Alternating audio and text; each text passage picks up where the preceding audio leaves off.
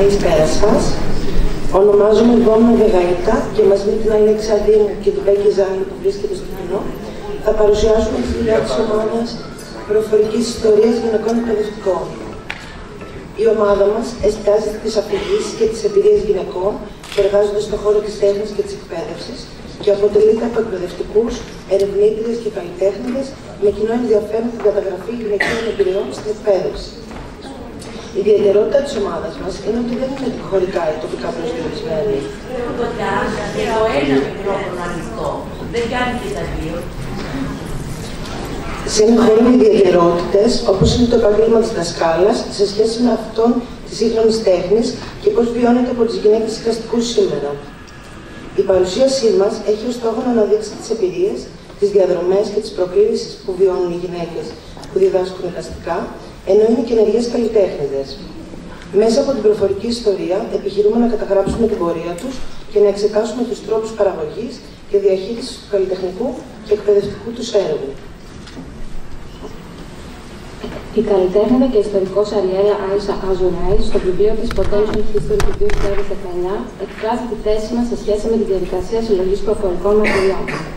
Επομένως, είναι απαραίτητο πρώτα να ξεμάθει ο ερευνητής και η ερευνήτρια την τάση να εξετάζει τέτοιες περιπτώσεις με την τεχνογνωσία του ή της ιστορικού που προσπαθεί να ανακαλύψει ξεχασμένα κομμάτια της ιστορίας, λες και αυτά τα κομμάτια και διεκδικήσεις έχουν πάψει να ανταγωνίζονται με άλλες. Αντίθετα, πρέπει να διατηρεί ζωντανή τη δυνατότητα να αντιστραφεί η ιστορία. Η ξεμάθηση με συντρόφους-συντρόφισσες από διαφορετικούς τόπους και χρόνους είναι επίσης απαραίτητη για να μην ξεχνάμε ότι έτσι εγκαθιδρύθηκε η μυθοπλασία της δυτικής προόδου που στηρίζεται στη διαγραφή των ιστοριών μας. Η επιλογή των συνεντευξιαζομένων έγινε με βάση την εμπειρία που έχουν στον χώρο της διδασκαλίας εικαστικών, την καλλιτεχνική τους πορεία και έργο και το κατά πόσο βίωσαν τις πρόσφατες κρίσεις όπως την οικονομική του 2009 και την υγειονομική του 2020. Μας ενδιαφέρει να εξετάσουμε πώς ισορροπούν ανάμεσα στη δημιουργία και τη διδασκαλία, αλλά και να αναδείξουμε τις προκλήσεις και τις διακρίσεις που αντιμετωπίζουν σε αυτούς τους χώρους. Η παρουσίασή μας εστιάζουμε σε 4 εικαστικούς και δασκάλες με ξεχωριστή διαδρομή στο καλλιτεχνικό και εκπαιδευτικό πεδίο, με αλφαβητική σειρά έθνη. Την Ινώ Βαρβαρίτη, η οποία είναι εικαστικός, σπούδασε χημεία στο Εθνικό και Καποδιστριακό Πανεπιστήμιο Αθηνών, εικαστικά στην Ανωτάτη Σχολή Καλών Τεχνών της Αθήνας και στην Ακαδημία Καλών Τεχνών της Βιέννης. Έχει κάνει μεταπτυχιακό Art in Context στο Πανεπιστήμιο Τεχνών του Βερολίνου. Είναι μέλος της εικαστικής ομάδας Campus Novel και της ερευνητικής εικαστικής ομάδας Phantom Investigations. Μεταξύ άλλων, έχει συμμετάσχει σε σωματικές εκδέσεις στην Ελλάδα και στο εξωτερικό, όπως στο Εθνικό Μουσείο Σύγχρονης Τέχνης, στην Biennale Θεσσαλονίκης, στο Ινστιτούτο Γκέτε, στην Stadt Galerie στη Βέρνη, στο Βερολίνο και στην Biennale της Αθήνας. Την Γιώτα Ιωαννίδου, εικαστικό και ερευνήτρια που εργάζεται στην Αθήνα. Το έργο της επικεντρώνεται στην αφήγηση επιτέλεση, στη δημιουργία ομάδων αναγνώσεων και performance, καθώς και στα ευρύτερα πεδία της έρευνας και της τεκμηρίωσης στην τέχνη. Στα τελευταία της έργα, η Ιωαννίδου διερευνά τις επιτελεστικές και δραματουργικές πτυχές που αναδύονται κατά τη συγκρότηση και χρήση των τεκμηρίων σε διάφορα κοινωνικά, πολιτικά και πολιτισμικά συγκείμενα. Έργα της έχουν παρουσιαστεί στη Kunsthalle 3,14 στο Μπέργεν, στο Μουσείο Σύγχρονης Τέχνης στη Θεσσαλονίκη, στο Τεπό στην Κωνσταντινούπολη και στην 3η και 4η Biennale της Αθήνας. Είναι μέλος της προσωρινής Ακαδημίας Τεχνών. Η Φανή Σοφολόγη, που σπούδασε στην Ανωτάτη Σχολή Καλών Τεχνών της Αθήνας, το 2003 τιμήθηκε με το πρώτο βραβείο Γιάννη Σπυρόπουλου, έκανε μεταπτυχιακές σπουδές στο πρόγραμμα Τέχνης στο Δημόσιο Χώρο και τις νέες καλλιτεχνικές στρατηγικές στο Bauhaus Universität Weimar στη Γερμανία. Έχει λάβει εξειδικευμένη επιμόρφωση στο Εθνικό και Καποδιστριακό Πανεπιστήμιο Αθηνών με τίτλο Performance, Θεωρητικές Προσεγγίσεις και Πρακτικές Εφαρμογές. Έχει συμμετάσχει σε πολλές σωματικές και διεθνείς διοργανώσεις στην Ελλάδα, αλλά και σε Αυστρία, Γερμανία, ΙΦΑ, Ισπανία, Ιταλία και αλλού. Από το 2009 ξεκίνησε να εργάζεται στον χώρο της εκπαίδευσης.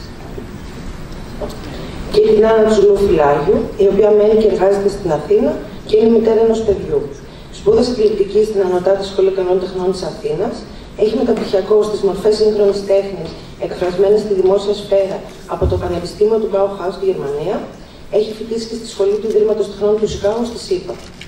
Έργο της ανήκει στη μόνιμη συλλογή του Εθνικού Μουσείου Σύγχρονης Τέχνης στην Αθήνα και έχει συμμετάσχει σε ομαδικές εκθέσεις παγκοσμίως με ατομικά και συνεργατικά έργα με την ομάδα Φιλοπάπου, το Δίκτυο Ομαδικής Αρχιτεκτονικής, την Μίκαια Artens και το Performing Arts Center Multimedia Skopje.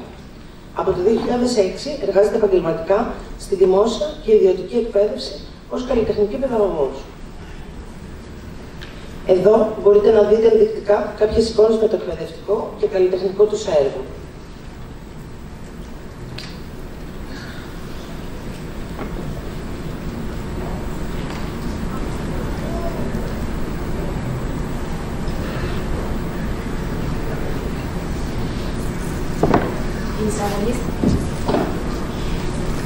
Η εισαγωγή στην Ανατάτη Σχολή Καλών Τεχνών πραγματοποιείται ανεξάρτητα από τις πανελλήνιες εξετάσεις, με απευθεία συμμετοχή στις εξετάσεις της σχολής που πραγματοποιούνται μια φορά το χρόνο. Η εξέταση διαρκεί συνήθως 3 με 5 ημέρες. Η προετοιμασία για αυτήν όμως είναι πολυετής και πολυέξοδη, καθότι για να πολλαπλασιαστούν οι πιθανότητες επιτυχίας απαιτείται η καθημερινή εξάσκηση σε φροντιστήρια σχεδίου. Δεδομένη τη συγκεκριμένη δυσκολία, φαίνεται πως η απόφαση για συμμετοχή στις εξετάσεις λαμβάνεται με πλήρη συνείδηση, ίσως επειδή υπάρχει κάποια κλίση στις καλές τέχνες ή ερεθίσματα από το οικογενειακό περιβάλλον. Η Σοφολόγη, για παράδειγμα, είχε προαποφασίσει από το δημοτικό σχολείο και το είχε ανακοινώσει και στους γονείς της ότι θα γίνει ζωγράφος. Η Βαρβαρία, από την άλλη, ενώ αρχικά έκανε σπουδές στο πεδίο των φυσικών επιστημών, δήλωσε πως πάντα την ενδιέφεραν οι τέχνες και ασχολούταν με το σχέδιο και την κεραμική. Κάποιες φορές, βέβαια, η απόφαση είναι και μια αντίδραση και άρνηση απέναντι στη στερεοτυπική και συμβατική πορεία ζωής, δηλαδή εκπαίδευση με μοναδικό στόχο την απορρόφηση στην αγορά εργασίας.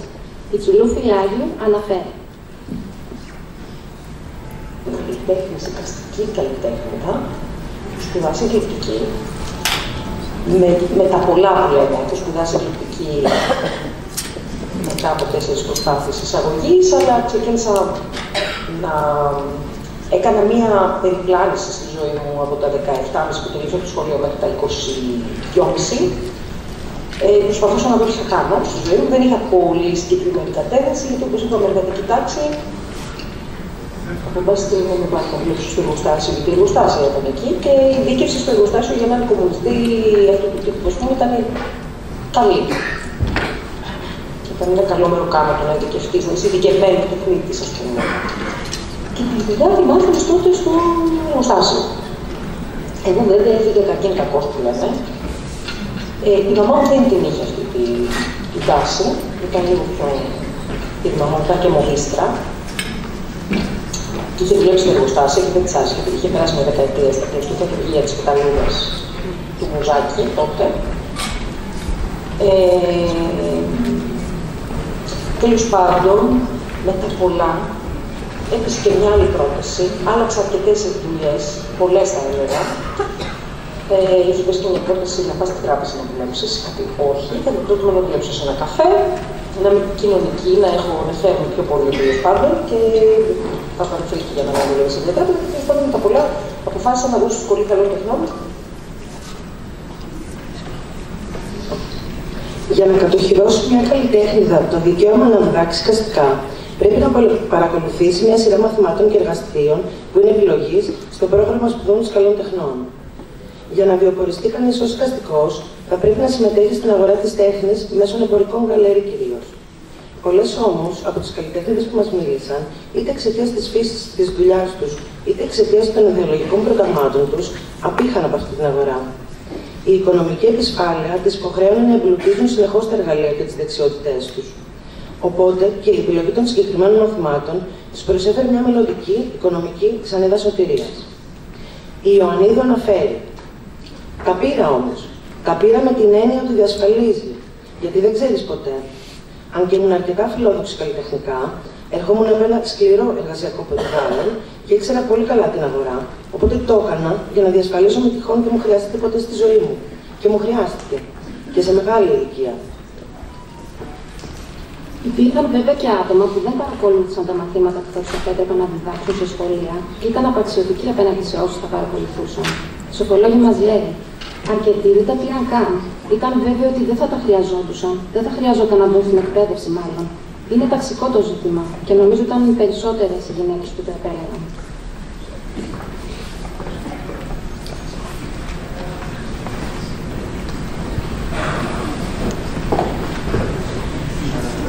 Να συγκρουσιακό μέσα μου ήδη από τότε, δηλαδή δεν ήθελα να πάω να ασχοληθώ με αυτό, μου έτρωγε χρόνια από το μέτρο για χρόνια από τη δημιουργικότητά μου.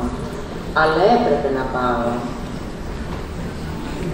Έπρεπε να βγάλω τις ασκήσεις, με ζυμάρι, με τόνα, να κάνω μαριονέτες, να φτιάξω κάποιες κατασκευές. Έπρεπε οπωσδήποτε. Αγκαρία μου ήταν τότε, γιατί τότε ήταν και μια περίοδος όπου εγώ είχα ξεκινήσει και ένα deal με γκαλερί.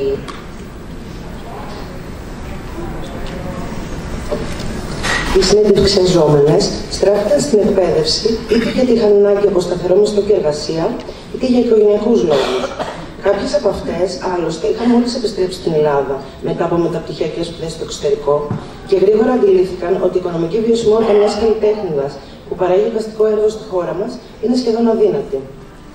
Επιπλέον, η διδασκαλία ήταν για κάποιες μια δίωδος εργασίας με αρκετά πλεονεκτήματα, κυρίως λόγω του ωραρίου και της τρίμηνης καλοκαιρινής παύσης, τα οποία προσφέρουν ένα ευνοϊκότερο πλαίσιο εργασίας για την παραγωγή καλλιτεχνικού έργου. Η Ιωαννίδου μας είπε: αναγκαστικά στρέφεται στην εκπαίδευση.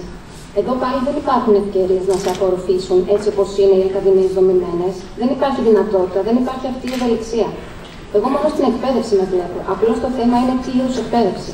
Πάντα αυτό κάνω, δεν κάνω κάτι άλλο. Μ' αρέσει η εκπαίδευση. Κοίταξε. Είμαι πραγματίστρια, εντάξει. Δηλαδή, εκτός αν κερδίσω το λότο για να κάνω μόνο τέχνη, που δεν παίζω κιόλας. Αλλά θέλω να σου πω, η κοινωνική μου τάξη δεν μου επιτρέπει να μην εργάζομαι. Πάντα θα εργάζομαι. Η εκπαίδευση σου για μένα είναι το μόνο εργαλείο που βρίσκω νόημα. Καθόμαστε 4 μήνες το χρόνο. Εσύ δεν το έχεις πουθενά άλλο αυτό. Δεν το έχεις πουθενά άλλο. Η Βαρβαρίδη αναφέρει. Μετά κάποια στιγμή που μένω έγκυος και αρχίζω και λέω ωραία, τι θα γίνει και πρέπει και εγώ κάπως να έχω μια σκάλιση, να δω που σε ποια είναι τα πράγματα που έχουν πιο πολύ την καθημερινότητα και την εξασφάλιση. Ας πούμε, εντάξει, μετά το διδάσκω, θα το δοκιμάσω πόσο είναι στο σχολείο. Και έκανα αίτηση.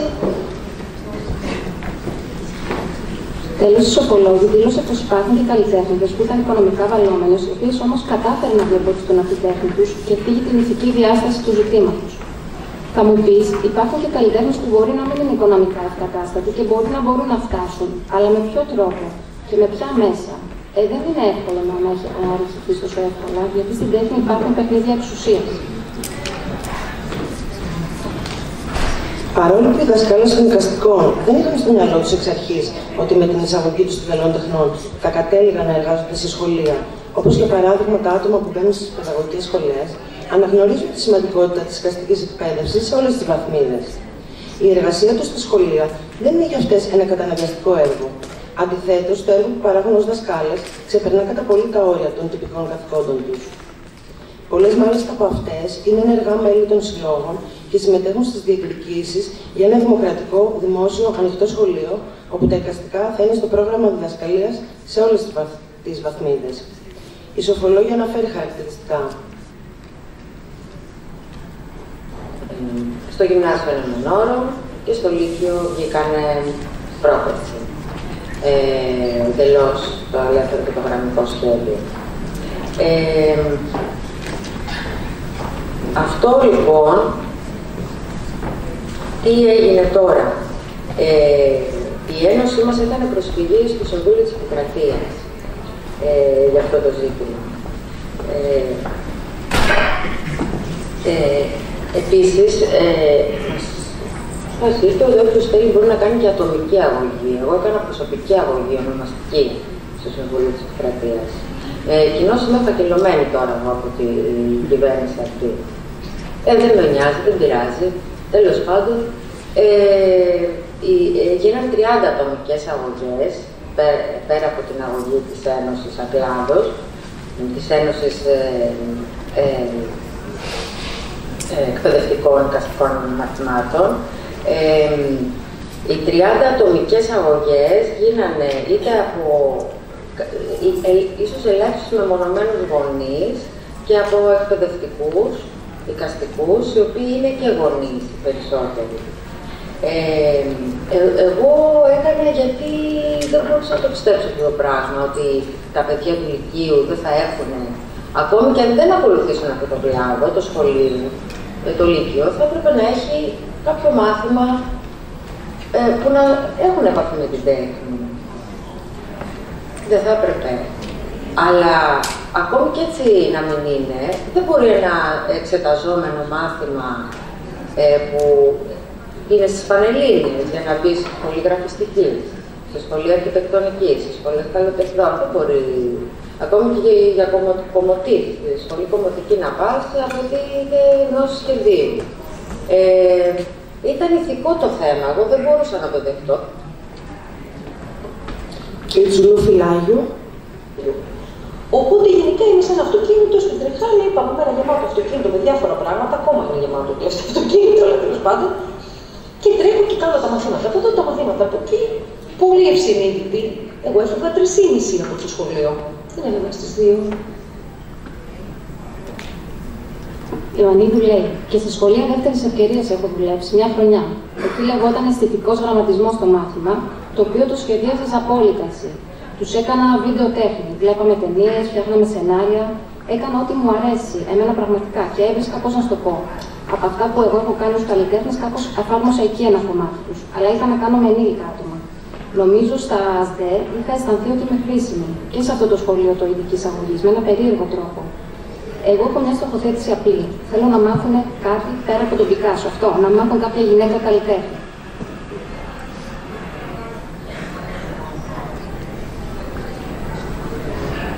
Πολύ μικρή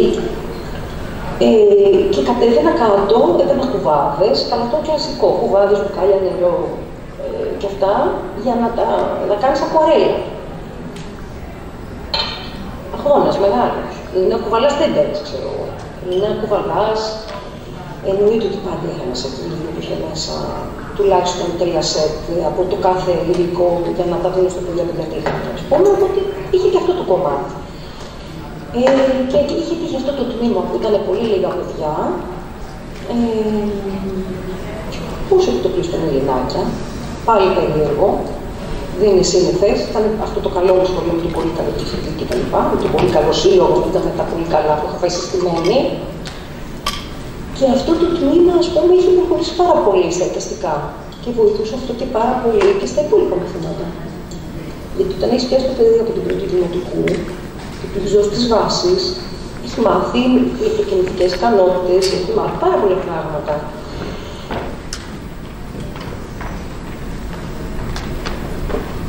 Και η Βαρβαρίτη, η αλήθεια είναι παίρνεις χαρά. Να πούμε και τα θετικά. Όταν βλέπεις πώς εξελίσσονται οι μαθητές σου. Παιδάκια που τα παίρνεις πρώτη δημοτικού και είχαν μηδαμινή αντίληψη και λεκτική, και να τα βλέπεις ότι ξαφνικά κάνουν κάτι φανταστικές ζωγραφιές. Είχα και τη φοβερή ιδέα για την τελική γιορτή να κάνω και έκθεση. Κανένας σοβαρός άνθρωπος δεν θα έκανε τις μέρες που είχαν κλείσει τα σχολεία του Καύσωνα. Εγώ πήγαινα και έστεινα την έκθεση, που το έκανα με μεγάλη χαρά βέβαια.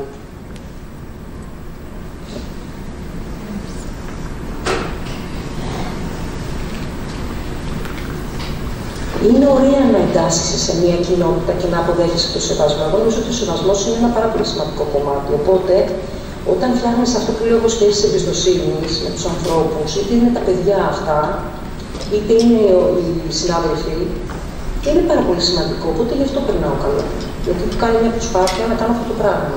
Σε κάθε χώρο δηλαδή, επειδή σε περιβάλλοντα παρελθοντικά δεν είχα περάσει καλά, δεν είχα φτιάξει αυτές τις σχέσεις εμπιστοσύνης, γιατί δεν το είχαν οι άλλοι, γιατί και εγώ έκανα λάθη, δεν είναι έτσι ότι ήταν μόνο οι άλλοι. Γιατί δεν ξέρω μόνος μου, δεν ξέρω τι, ας πούμε. Τώρα, ας πούμε, περνάω καλύτερα, σίγουρα. Φέτος, δηλαδή, περνάω καλύτερα από κάθε άλλη χρόνο, να πω. Με πολλές δυσκολίες, με θέματα που προκύπτουν. Γιατί δίνω και λίγο πιο πολύ χώρο στα παιδιά, που είναι και μεγαλύτερης ηλικίας, και κάπως γίνεται πιο δημιουργικό το πράγμα. Και επειδή έχω δώσει λίγο πιο πολύ βάση στην παιδαγωγική, όπως είναι, και όχι στη διδακτική, δηλαδή στην επιβαλλόμενη διδασκαλία, νομίζω ότι κάπως το έχω πιάσει. Κάπως έτσι. Και έτσι, εμένα σου πούμε το κοριτσάκι που πάει και κόβεται στον άλλο, στο μάθημά του βγαίνει και πάει και το λέει και κόβεται και χαράσεται με ένα παιδάκι, δεν το κάνω. Και το θεωρώ άθλο. Γιατί εγώ δίνω ένα χώρο και είναι και τα πιο πολλά κορίτσια, ας πούμε, ότι μπορώ και καταλαβαίνω λίγο παραπάνω τι περνάνε, τι κάνουν. Και εντάξει, είναι και οι άνθρωποι που δουλεύουν εκεί μέσα έχουν και αυτοί αρκετή ενσυναίσθηση προς τα παιδιά, για να μην λέω βλακίες. Είναι κάποιοι που είναι μαστιγώνουν, ας πούμε, εντάξει, αλλά είναι και κάποιοι άλλοι που σαν για μένα που δεν το κάνουν. Και μπορώ να πω ότι μπορεί να έχω επηρεάσει και λιγάκι θετικά κάποιους συναδέλφους εκεί μέσα. Παρά τις προσπάθειες των συνεντευξιαζόμενων να παράξουν έργο στα σχολεία, ένα μεγάλο ζήτημα που αντιμετωπίζουν είναι η έλλειψη υποδομών και η ύπαρξη περιορισμένων πόρων και υλικών για τη διδασκαλία των εικαστικών. Ας τις ακούσουμε. Υποδομή, δηλαδή να στήσεις κάτι. Οι αίθουσες δεν ήταν αίθουσες αυστηρά, η αίθουσα του σχεδίου. Δηλαδή έπρεπε να κουβαλάς τσάντες από το σπίτι σου, μέσα στο λεωφορείο, γιατί εγώ δεν έχω το αυτοκίνητο, μέσα στο λεωφορείο να κουβαλάς τα πράγματα, να τα στείνεις για να ζωγραφίσει ο άλλος, να τα ξαναμαζεύεις σε σακούλες. Δηλαδή πραγματικά είναι το pop-up. Υπάρχουν υποδομές στα σχόλια. Τίποτα. Δηλαδή, γιατί πόσο δύσκολο να υπάρχει μια μπουσούλα σε κάθε τάξη. Να μπορεί τα παιδιά να ξεπλύνουν ένα πίνημα, να καθαρίσουν κάτι. Γιατί πρέπει να μεταφέρονται. Και είναι και κάτι σχολεία τεράστια, ας πούμε. Είναι πράγματα απλά. Θα μπορούσαν να είχαν ληφθεί, να βοηθούν και το μάθημα.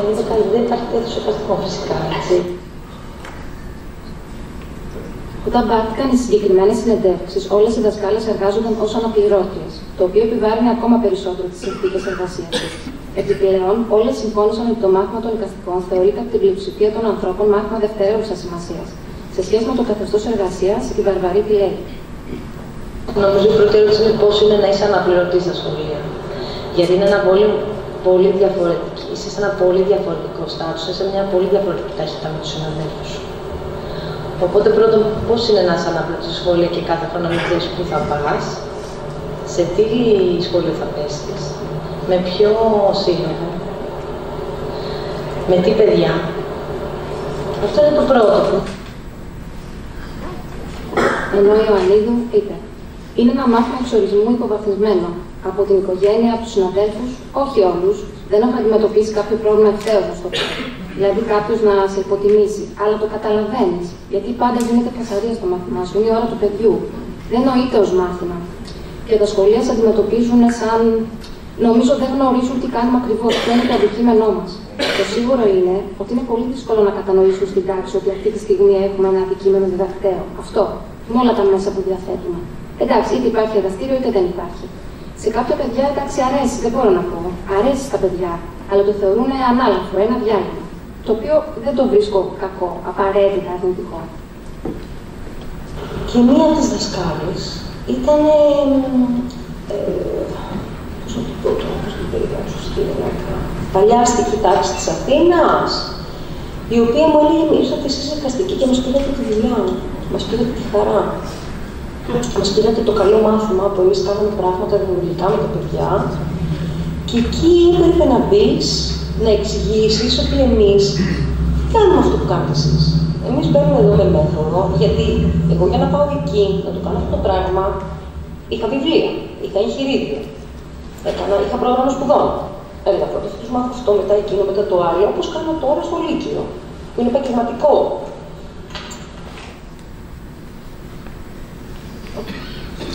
Αυτό που όλες δήλωσαν είναι η παρέμβαση των δασκάλων των βασικών μαθημάτων στο πρόγραμμα διδασκαλίας των εικαστικών.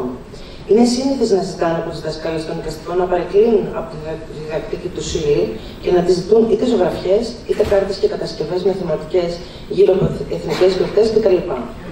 Η Τζουλού Φιλάγιο αναφέρει: εννοείται ότι έχεις κάνει κάρτες για τη γιορτή της μητέρας και σκηνικά τα βουνά της Πίνιδου. Εννοείται ότι έχεις κάνει και σκηνικά χριστουγεννιάτικα. Εννοείται ότι ερχόντουσαν όλες και μου ζητάγανε καλαθάκι για το Πάσχα. Θα κάνω μια γιορτούλα, θα μου φτιάξεις, ας πούμε, 3 ναύτες, θα μου κάνεις μια μάσκα. Η Βαρβαρή τι λέει. Κάποιοι το εκτιμούν πολύ και είναι πολύ σημαντικό και το βλέπεις το περνάει στα παιδιά τους και λένε εντάξει, θα μου δώσεις 10 λεπτά, θα σου πω να μου δώσεις 10 λεπτά το μαθήμα, 10 λεπτά. Είναι λίγο, εντάξει, να γεμίσει κάπως, δεν ξέρω, δεν του δίνει τόσο σημασία και ο σύλλογος πιο πολύ σε χρειάζονται για να τους κάνεις χημικά, δηλαδή στο ζητάνε αυτό. Αναφορικά με το κατά πόσο ήταν σε θέση να συνδυάσουν την εργασία στα σχολεία με την προσωπική καλλιτεχνική δημιουργία και εξέλιξη, οι συνεντευξιαζόμενες αναφέρθηκαν στα ωφέλη του να εργάζεται στα σχολεία ως προς το ωράριο εργασίας. Η Ιωαννίδου είπε: «Έχεις ελεύθερο χρόνο, 5 ώρες εργασίας. Δεν σημαίνει ότι δεν έχει ρούφημα κι αυτό, όπως όλες τις δουλειές, αλλά εντάξει, βγαίνει. Το σχολείο μου δίνει τη δυνατότητα να τελειώνω με 1/4. Δεν υπάρχει αυτό. Σου λέω, όποιο επάγγελμα και αν κάνεις, ό,τι και να κάνεις, έχεις κάποιες ώρες εργασίας». Από την άλλη, το επισφαλές καθεστώς εργασίας, αφού εργάζονταν ως αναπληρώτριες, και το γεγονός ότι έπρεπε να είναι όχι μόνο δραστήριες, αλλά και συνεπείς σε πολλά μέτωπα ταυτόχρονα, ήταν κάτι που μοιραία επηρέασε την προσωπική τους δημιουργία και εξέλιξη σε καλλιτεχνικό επίπεδο. Μας είπαν σχετικά. Πολύ αυτά. Το 10-12 δουλεύω και το έργο για το μουσείο παράλληλα. Έχω και το πολιτιστικό και ένα ιδιαίτερο μιας πιτσιρίκας. Γιατί μας πιάνει μια μανία. Φοβόμαστε ότι κάτι θα γίνει. Υπήρχε τότε ειδικά πολύ μεγάλη απειλή ότι θα σταματήσει το ΕΣΠΑ και ότι δεν θα ξαναδουλέψετε. Οπότε έπρεπε να κρατήσεις και την άκρη του πολιτιστικού και την άκρη του ιδιαίτερου και την άκρη του μπλοκακίου και την άκρη. Δηλαδή έπρεπε να έχεις να σε χταπόδι. Φοβερή τακτική. Να σε χταπόδι. Και το είδα και σε άλλες φίλες αυτό. Να σε χταπόδι για να μην χάσεις μία άκρη, γιατί μετά μπορεί να μην έχεις το ένα από τα 3 και πώς θα επιβιώσεις.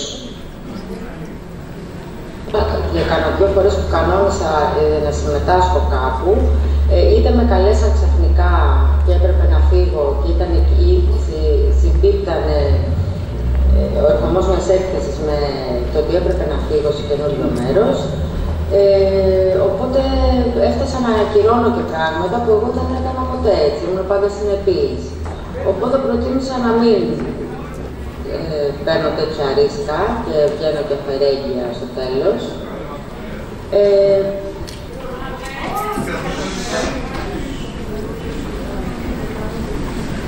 Η σοφολόγη συνεχίζει. Για μένα, μετά θα γυρίσω σπίτι μου. Θα είμαι πολύ κουρασμένη, πολύ φορτισμένη. Θα έχει πάει 6 ώρα το απόγευμα για να νιώσεις λίγο έτσι καλά.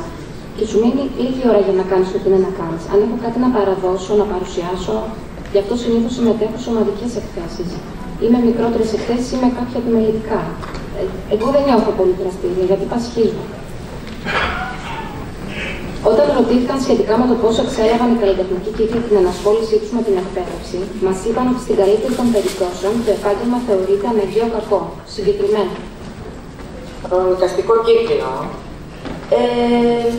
Όσοι δεν δουλεύουν στην εκπαίδευση, όχι, δεν ενδιαφέρονται, δεν τους αφορά, χαίρονται που γλίτωσαν, που δεν χρειάστηκε αυτοί να πάνε.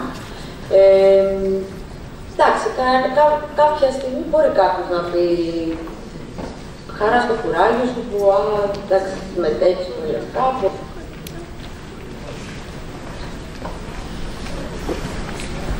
Που λένε, ήμασταν όλοι ότι μας θέλουμε να κάνουμε και τέχνη. Γιατί αυτό μάθαμε στη σχολή, να κάνουμε τέχνη. Λένε το. Το άλλο είναι πάροχο. Δεν μας εμφυσεί κανείς την πεποίθηση ότι αυτό είναι λειτουργεί.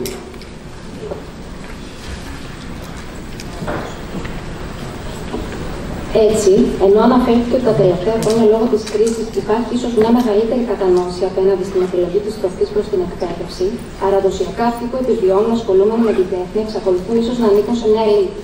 Σοφολόγη δήλωσε. Στα μάτια τους είμαι ένας άνθρωπος που παλεύει και εντάξει, όσο μπορεί να παλέψει.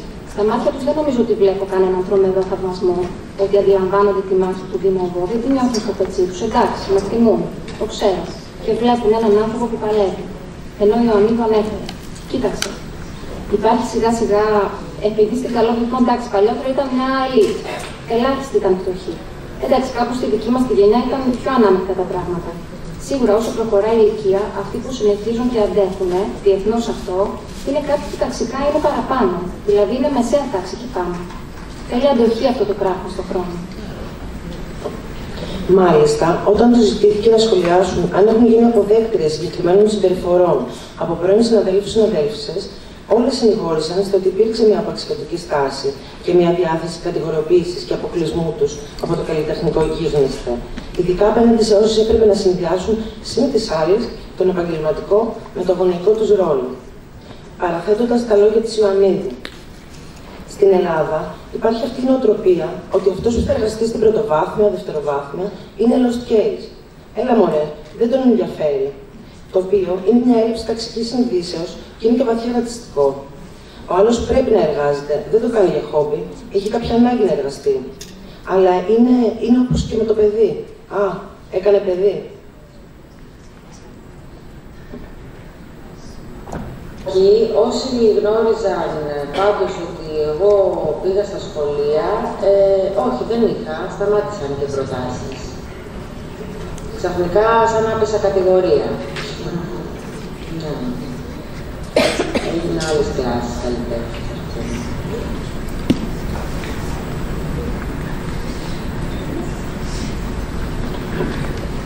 Κλείνοντας, η Ιωαννίδου θεωρεί ότι η εν λόγω νοοτροπία δεν απαντάται τόσο στο εξωτερικό όσο στη χώρα μας. Είναι εντυπωσιακό που στην Ελλάδα ισχύει αυτό. Δεν θα το δούμε ποτέ στη Βρετανία, δεν θα το δούμε ποτέ στην Δυτική Ευρώπη. Πάρα πολλοί δικαστικοί και άλλες ειδικότητες δουλεύουν ως παιδαγωγοί γιατί έτσι βιοπορίζονται. Γιατί δεν μπορούν να βιοποριστούν μέσα από την τέχνη τους. Οπότε σε ξεγράφουν. Σου λέω πάλι αυτό είναι ειδικό κρατικό της Ελλάδας, εντάξει. Δεν υπάρχει. Το να πει στο εξωτερικό ότι είσαι δικαστικός, ερευνητής, παιδαγωγός, είναι must. Είναι must, δηλαδή θεωρείται γιατί το ξέρουν ότι δουλεύεις, κάτι κάνεις. Δεν μπορεί όλοι να είναι στην τριτοβάθμια εκπαίδευση. Υπάρχει σύμπλεγμα στην ελληνική κοινωνία. Τι να κάνουμε τώρα? Όχι στην κοινωνία, στο συγκεκριμένο χώρο κοινωνικό εννοώ. Είναι ταξικό, είναι έμφυλο, είναι όλο μαζί.